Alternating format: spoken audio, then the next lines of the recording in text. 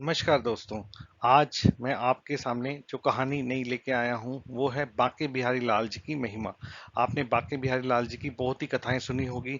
ये भी एक बड़ी प्यारी ही सी सुंदर सी कथा है जिसमें आप बांके बिहारी लाल जी की महिमा का अनुभव करेंगे। शोभा नाम की एक औरत जिसका बहन वृंदावन में रहती थी, एक दिन वह उससे मिलने के लिए वृंदावन गई।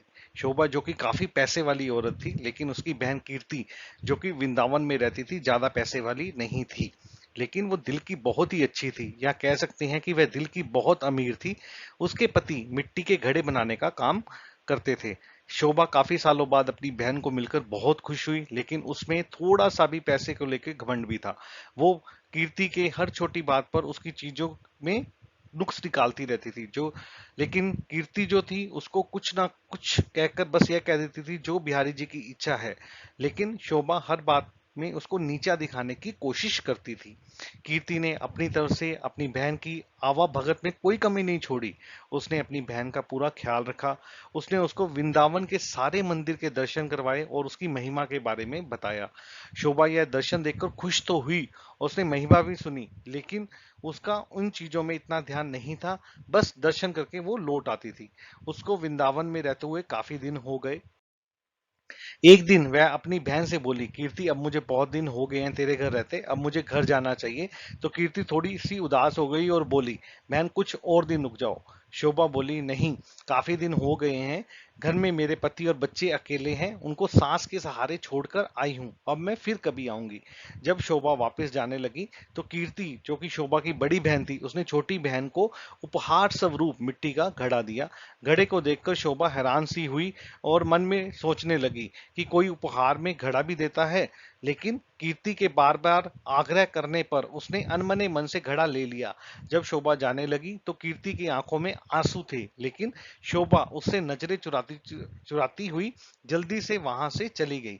सारे रास्ते शोभा यही सोचती रही कि मैं घर जाकर अपनी सास और पति को क्या बताऊंगी कि मेरी बड़ी बहन ने मुझे उपहार स्वरूप घड़ा दिया है। तो उसको इस तरह की बात सोचकर बहुत लज्जा आ रही थी। उसने सोचा कि मैं घर में जाकर झूठ बोल दूंगी कि घड़ा मैं खरीद कर लाई हूँ, मुझे तो मेरी बहन ने बहुत कुछ दिया है। इस तरह सोचती सोचती वह घर पहुंच गई और उसने घर जाकर घड़ा अपनी रसोई के ऊपर रख दिया। उसको मन ही मन गुस्सा भी बहुत आ रहा था कि मेरी बहन ने क्या इस लायक भी नहीं है कि छोटी बहन को कुछ पैसे उपहार में दे सके, एक घड़ा सा पकड़ा दिया। अब उसको अपने घर आए काफी दिन हो गए। गर्मियों के दिन थे, तभी उसके गांव में पानी की बहुत दिक्कत हुई। कुएं में, नदियों में पानी सूख गया। उसके गांव में के लोग दूर दूर से पानी भरकर लाते थे। पैसा होने के बावजूद भी शोभा को पानी के लिए बहुत दिक्कत हो रही थी। एक दिन शोभा बहुत दूर जाकर पानी भर रही थी। वहां पर और भी औरतें पानी भरने के लिए आई हुई थी। जल्दी पानी भरने की होड़ की धक्का मुक्की में शोभा का घड़ा टूट गया। शोभा दूसरी औरतों पर चिल्लाने लगी कि यह आपने क्या किया, बड़ी मुश्किल से तो मैंने पानी भरा था, आप लोगों ने धक्का मुक्की करके मेरा घड़ा तोड़ दिया है। अब वह उदास मन से घर आई। अब उसके पास कोई और दूसरा बर्तन भी नहीं था पानी भरने के लिए। तभी उसे अचानक अपनी बहन के दिए हुए घड़े की याद आई। तो उसने रसोई के ऊपर से घड़ा उतारा और फिर चल पड़ी बड़ी दूर से पानी भरने के लिए। जब कुएं पर पहुंची तो अब भीड़ कम हो चुकी थी। वह घड़ा में पानी भरकर घर वापस आ गई। उसका पति खेतों से वापस आया। गर्मी अधिक होने के कारण वह गर्मी से बेहाल हो रहा था।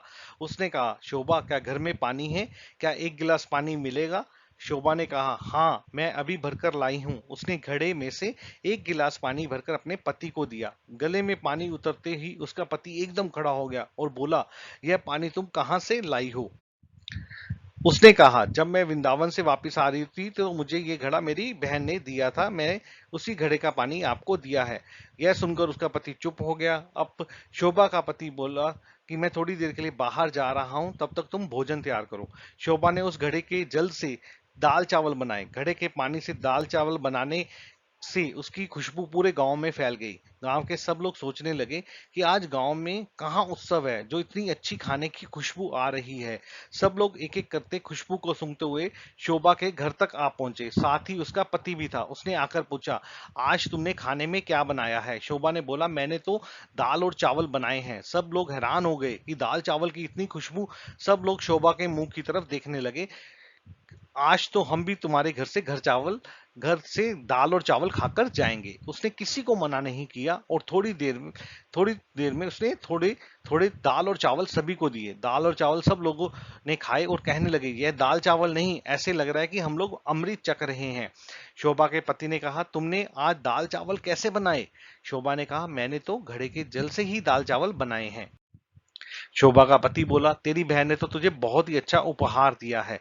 अगले दिन जब शोभा पानी घड़े को पानी लेने के लिए जाने लगी तो उसने देखा घड़ा तो पहले से ही भरा हुआ है। उसका जल तो वैसे के वैसा ही है जितना वो कल लाई थी। उसने उसमें से खाना भी बनाया था, जल भी पिया था, लेकिन घड़ा फिर भी भरा था। शोभा एकदम हैरान हो गई, यह कैसे हो गया? अचानक उसी दिन उसकी बहन कीर्ति उससे मिलने उसके घर आई। शोभा अपनी बहन को देखकर बहुत खुश हुई, उसके गले मिली और पानी पिलाया। उसने अपनी बहन से कहा, यह तूने जो मुझे घड़ा दिया है यह बहुत ही चमत्कारी घड़ा है। मैंने तो तुच्छ समझकर रसोई के ऊपर रख दिया था, लेकिन कल से जब से मैंने इसमें जल भरा है तब से इसमें जल भरा ही हुआ है। इसका जल इतना मीठा है और इसके जल से मैंने दाल और चावल बनाए जो कि अमृत के समान बने थे। उसकी बहन बोली, अरे मेरी भोली बहना, क्या तू नहीं जानती यह घड़ा ब्रज की रज यानी वृंदावन की माटी से बना है, जिस पर साक्षात किशोरी जी और ठाकुर जी नंगे पांव चलते थे। उसी रज से यह घड़ा बना है। यह घड़ा नहीं, साक्षात किशोरी जी और ठाकुर जी के चरण तुम्हारे घर पड़े हैं। किशोरी जी और ठाकुर जी के का ही स्वरूप तुम्हारे घर आया है। यह सुनकर उसकी बहन अपने आप को कोसती हुई, शर्मिंदा होती हुई अपनी बहन के कदमों में गिर पड़ी और बोली, मुझे क्षमा कर दो, जो मैं वृंदावन की रज माटी की महिमा ना जान सकी। जिसकी माटी में इतनी शक्ति है तो उस बांके बिहारी और लाडली जी में कितनी शक्ति होगी, मैं ज्ञानी मूर्ख ना जान सकी। मुझे ब्रज की रज की महिमा और उसकी महत्ता का पता नहीं था, मुझे क्षमा कर दो। उसकी बहन ने उसे उठाकर गले लगाया और बोली, बहना, किशोरी जी और ठाकुर जी बहुत ही करुण अवतार हैं। तुम्हारे ऊपर उनकी कृपा थी जो घड़े के रूप में इस रज में तुम्हारे घर पधारे। शोभा बोली, बहन, तुम्हारे ही कारण मैं धन्य हो उठी, तुम्हारा लाख लाख धन्यवाद। यह कहकर दोनों बहनें आंखों में आंसू भरकर एक दूसरे से गले लगकर रोने लगी। तो दोस्तों, जिंदगी में कभी भी किसी के गरीब होने का छोटा नहीं समझना चाहिए। कोई गरीब है तो वह तुम्हारे से भीख मांगने नहीं आएगा, घर छोटा ही क्यों ना हो, पर वह आपको खूब दिल से रोटी खिलाएगा। अपना महल देखकर सामने वाले घर की इज्जत का जुलूस ना निकालें। तो ब्रजराज की जय हो, श्री बांके बिहारी लाल की जय। तो दोस्तों, ये आपने बांके बिहारी लाल की महिमा की कहानी सुनी। आपको मेरी पिछली कहानियां भी बहुत पसंद आई हैं। आगे भी आप ऐसी ही सुंदर कहानियां सुनना चाहते हैं तो प्लीज मेरा चैनल ज्ञान सागर लाइक करें, सब्सक्राइब करें और इस कहानी को ज्यादा से ज्यादा अपने दोस्तों, मित्रों, परिवार के साथ शेयर करें। धन्यवाद।